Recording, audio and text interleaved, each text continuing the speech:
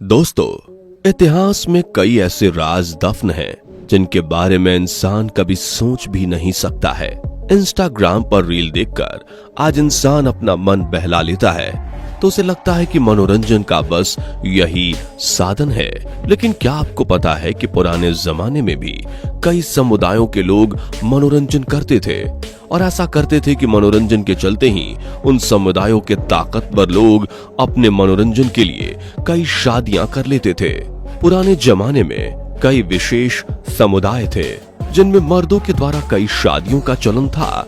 लेकिन उन्हीं समुदायों के बारे में अगर हम कई 100 साल पहले की बात करें तो उन्हीं समुदायों में पहले मर्दों की तुलना में महिलाएं ज्यादा ताकतवर हुआ करती थीं। लेकिन ऐसा भारत के बाहर होता था क्योंकि भारत में तो महिलाएं पहले से ही ताकतवर थीं। दरअसल दोस्तों, आज जिस महिला के बारे में हम बात करने वाले हैं वो एक ऐसी ताकतवर महिला थी जिसने अपनी ताकत के आगे किसी मर्द को टिकने नहीं दिया और उसका दिल जिस भी मर्द पर आया उससे वो मजे लेकर उसे ऐसे छोड़ देती थी जैसे कि मर्द कोई खेलने की चीज हो। जी हाँ दोस्तों, हम बात कर रहे हैं हफ्सा सुल्तान के बारे में, जिसे ऑटोमन एम्पायर की सबसे ताकतवर सुल्तानों में से एक गिना जाता है। तो चलिए शुरू करते हैं। दोस्तों, ये बात है 13वीं शताब्दी की, जब ऑटोमन एम्पायर की सल्तनत पर सलीम प्रथम का अधिकार था। सलीम वैसे तो एक निष्पक्ष राज करने वाला राजा था, लेकिन ऊंट का मांस और टर्की की शराब उसकी सबसे बड़ी कमजोरी थी और ज्यादा शराब का सेवन करने की वजह से वो धीरे धीरे कमजोर होने लगा था। लेकिन इसी बीच उसने हफ्सा नाम की लड़की से निकाह किया। इस निकाह को करने के बाद सलीम की जिंदगी में मानो सारी खुशियां आ गई, क्योंकि हफ्सा देखने में किसी परी जैसी थी। बता दें कि तुर्की के कई बड़े मुस्लिम इतिहासकारों ने हफ्सा की तुलना जन्नत की हूरों से भी की थी। उनका कहना था कि हफ्सा जैसी खूबसूरत बीवी पाने के बाद सलीम का जीवन सफल हो गया था। सलीम और हफ्सा के निकाह के बाद सलीम ने हफ्सा को करीब 2 महीनों तक अपने कमरे से बाहर नहीं निकलने दिया था और ना ही खुद वो बाहर आता था। हफ्सा की खूबसूरती का खुमार उसके तन बदन से निकल ही नहीं रहा था। महल में उपस्थित सभी बड़े मंत्री भी हफ्सा की एक झलक पाने को बेचैन हो गए थे। वैसे तो हफ्सा के माँ बाप के बारे में कुछ खास खबर नहीं है, लेकिन कई बड़े इतिहासकार बताते हैं कि हफ्सा एक गुलाम मूल की थी जो कि किसी तरह एक अंग्रेज के हाथ लग गई थी। और जब वो अंग्रेज हफ्सा को अपने साथ लेकर जा रहा था तो कुछ तुर्की लोगों ने हफ्सा को देखा और उसे मजे लेने के लिए अपने कब्जे में ले लिया और बाद में महल में पेश किया।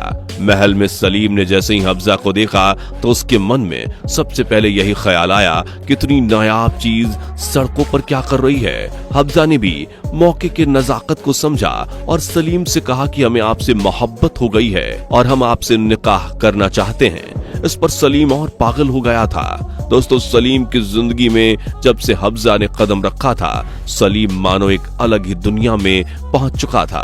सलीम हफ्सा का इस कदर दीवाना हो चुका था कि अगर हफ्सा सलीम से कह दे कि हाथी उड़ सकता है तो सलीम ये कहता कि हाँ, हाथी उड़ लेता है। मैंने आज ही सुबह हाथी को उड़ते हुए भी देखा था। दोस्तों, निकाह के करीब 2 से 3 महीने बाद सलीम ने जब अपने कक्ष से बाहर पैर निकाला और गद्दी पर जाकर वापस बैठा तो उसे पता चला कि कॉन्स्टेंटिनोपल के सुल्तान हैटस ने उस पर यह इल्जाम लगाया है कि कॉन्स्टेंटिनोपल की जमीन का कुछ भाग उसके सैनिकों ने कब्जा कर रखा है और अगर उसे जल्द से जल्द खाली न किया गया तो वो सलीम के राज्य पर हमला कर देगा।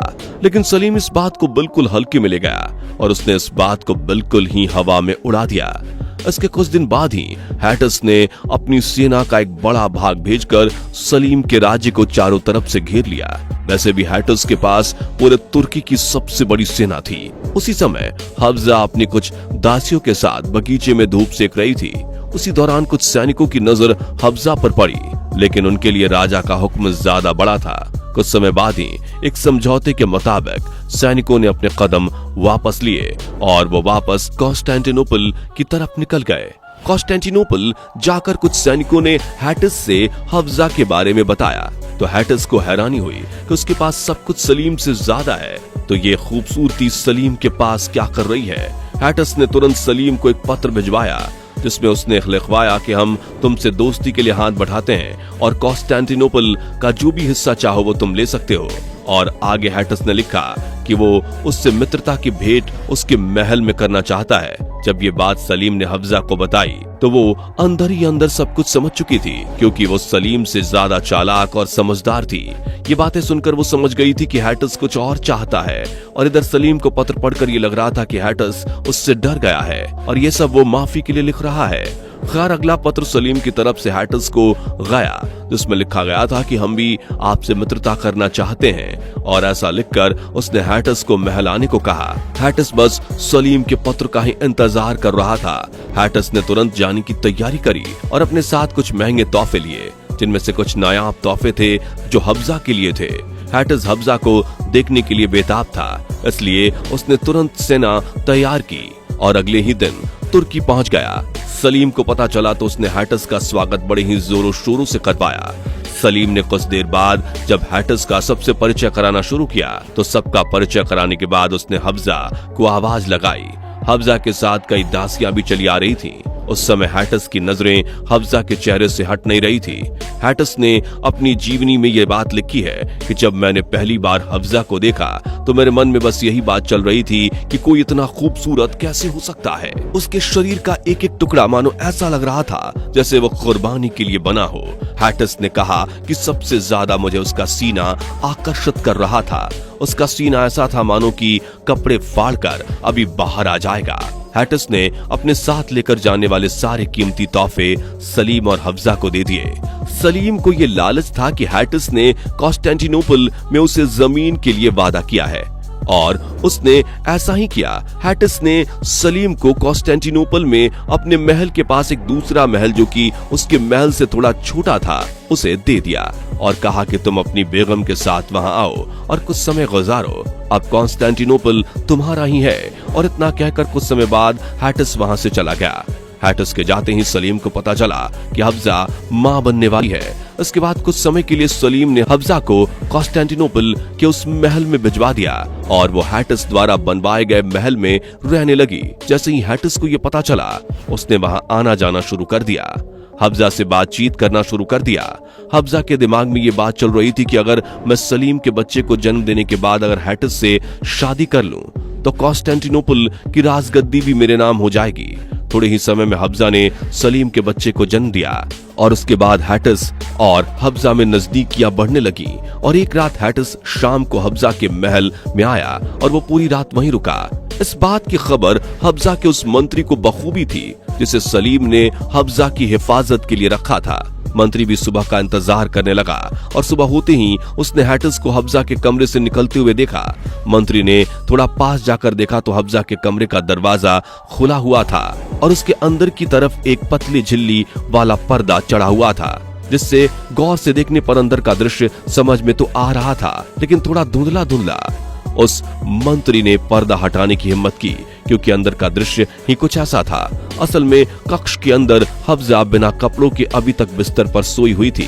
ये देखकर मंत्री के होश उड़ गए, लेकिन कुछ ही सेकंड्स में हफ्जा के हुस्न के आगे मंत्री का ईमान भी डगमगाया और उसके मन में लालच आ गया और उसको मालूम था कि हैटस अभी गया है और वो तुरंत नहीं आएगा और महल में कोई और नहीं है, दरबान है भी तो नीचे हैं। इसलिए उसने हिम्मत की और आगे बढ़ा। जैसे उसने कदम बढ़ाया हफ्जा उठ गई और उठते ही मंत्री को देखकर चौंक गई और बोली, तुम यहाँ क्या कर रहे हो? मंत्री चालाक था, उसने बिना घबराए हुए कहा, हैटस अभी तुम्हें इसी हालत में छोड़कर गया है, मैं वही देखने आया हूँ। हफ्जा समझ गई कि अब कैसे भी करके इसका मुंह बंद करना पड़ेगा, इसलिए हफ्जा ने मंत्री को अंदर बुलाया और दरवाजा बंद कर दिया। अब बंद दरवाजे के पीछे हफ्जा ने उसको अपने हुस्न का जाम पिलाया। अब दिन में हफ्जा मंत्री को मजे देती और रात में हैटस को। दोस्तों, हफ्जा इतनी ज्यादा चालाक थी कि उसकी इसी चालाकी की वजह से उसके संबंध 200 से भी ज्यादा मर्दों के साथ थे। दोस्तों, ऑटोमन एम्पायर के इतिहास में हफ्जा एक ऐसी पहली महिला थी जिसके 3 पति थे और बाद में उसने इस बात को सबके सामने कह दिया था कि अगर मर्द 3 बीवियां रख सकते हैं तो औरतें क्यों नहीं। और इसी वजह से कई बड़ी मुस्लिम शख्सियतों ने उसे एक साजिश के तहत मरवा दिया था।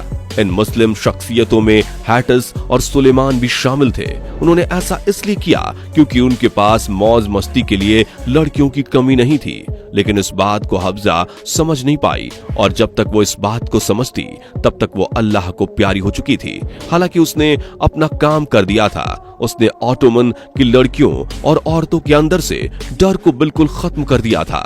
इन सब के अलावा दोस्तों हफ्जा वो पहली महिला थी जिसने 2 मर्दों के साथ एक ही समय में संबंध बनाए थे। सलीम, हैटिस और सुलेमान से उसके कुल 11 बच्चे थे। बता दे सुलेमान वही मंत्री था जिसको बंद कमरे में हफ्जा ने अपने हुस्न का जाम पिलाया था। दोस्तों हफ्जा ने पूरे कॉन्स्टेंटिनोपल में महिलाओं को हर तरह की आजादी दे रखी थी, जिसकी वजह से पूरे कॉन्स्टेंटिनोपल का माहौल खराब हो गया था। ऑटोमन एम्पायर में ऐसा पहली बार हो रहा था कि लड़कियां और औरतें बीच सड़क पर ही अपनी हवस मिटाने लगी थीं। उसने अपने राज्य में महिलाओं से कहा था कि तुम हर वो काम कर सकती हो जो पुरुष कर सकते हैं, और महिलाओं ने डर को छोड़कर ताकत को अपना हथियार बना लिया था। दोस्तों बता दें कि सलीम और सुलेमान दोनों ही हफ्जा की मौत के 5 साल के अंदर ही मर गए थे, लेकिन हैटिस ने कई और सालों तक पूरे कॉन्स्टेंटिनोपल पर राज किया था। वैसे दोस्तों हफ्जा के बारे में आप कुछ कहना चाहोगे तो नीचे कमेंट बॉक्स आपके लिए खुला है। जाने से पहले वीडियो को लाइक शेयर जरूर करें और ऐसी और वीडियोस के लिए इस चैनल को सब्सक्राइब करके बेल नोटिफिकेशन को भी जरूर ऑन कर लें। धन्यवाद।